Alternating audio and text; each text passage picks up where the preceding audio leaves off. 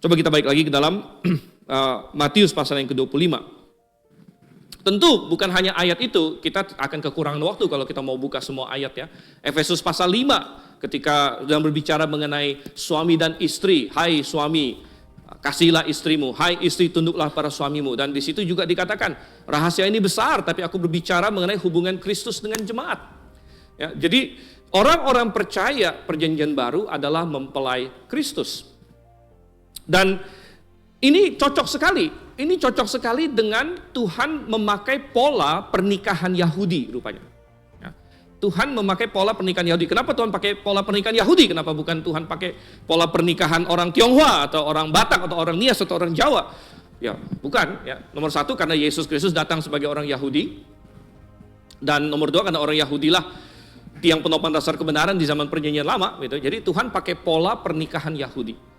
Di dalam pernikahan Yahudi, ketika seorang laki-laki datang meminang seorang perempuan, mereka bertunangan. Dan di situ akan disetujui oleh kedua keluarga dan si perempuan akan terima, gitu ya.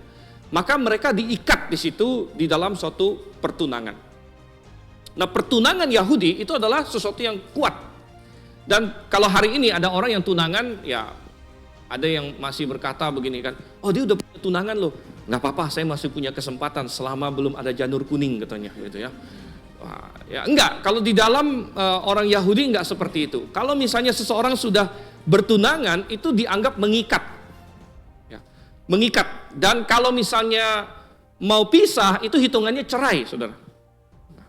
Dan itu hanya boleh dilakukan kalau misalnya ada masalah besar, misalnya salah satu pihak ditemukan tidak setia, lain sebagainya, itu baru diceraikan. Dan ini kita lihat contohnya adalah ketika Yusuf bertunangan dengan Maria, kita baca itu di dalam kisah Natal yang kita sangat ketahui dan kita kasihi, bahwa Yusuf seorang laki-laki yang baik-baik ya, bertunangan dengan Maria juga seorang perempuan yang baik-baik. Tetapi kemudian ada suatu insiden intervensi Tuhan di mana Maria tiba-tiba hamil tanpa mengenal perempuan, mengenal laki-laki. Tentu Yusuf tidak tahu itu. Ya Yusuf kira, wah, kenapa ini? Saya tinggalkan baik-baik saja, sekarang balik dulu udah isi begitu kan? Mungkin dia bingung gitu ya. Dan kita membaca dalam Alkitab apa? Yusuf mau menceraikan. Kalau kita tidak mengerti pola Yahudi, kita bingung. Sebenarnya Yusuf sudah menikah belum sama Maria gitu kan? Kalau belum menikah kan mestinya bukan bercerai gitu dalam pemikiran modern. Dalam pemikiran modern. Ya belum menikah ya sudah, ya putus saja namanya, putus gitu kan. Saya putusin kamu. Ya. Tapi enggak, Yusuf mau menceraikan Maria waktu itu awalnya. Kenapa menceraikan? Padahal mereka belum hidup sebagai suami istri, mereka belum karena Maria masih perawan, Saudara. Ya. Tetapi mereka harus bercerai ya, karena pertunangan Yahudi itu kuat, ikatannya itu pasti. Kalau mau lepas itu namanya bercerai. Dan itu juga gambaran kita dengan Kristus. Ya, ketika kita sudah dipertunangkan dengan Kristus, kita sudah menjadi milik Kristus sebenarnya. Ini sudah pasti punya, begitu. Sudah pasti punya, kecuali tadi dikatakan Paulus bilang apa? Aku takut kalau kamu disesatkan dengan Yesus yang lain. Kamu disesatkan dengan Injil yang lain, padahal aku sudah mempertunangkan kamu kepada satu laki-laki. Ya. Nah, oke, habis pertunangan, seorang laki-laki Yahudi itu akan mempersiapkan rumah tinggal. Ya. Jadi setelah bertunangan, dia akan mempersiapkan rumah tempat mereka akan tinggal bersama. Dan biasanya seorang laki-laki biasanya akan pergi, ya, dia mempersiapkan rumahnya. Rumahnya bisa jadi di tempat bapaknya juga. Ya. Jadi bapaknya biasa punya tanah, lalu dia akan bangun rumah di satu sudut di rumah bapaknya juga, begitu.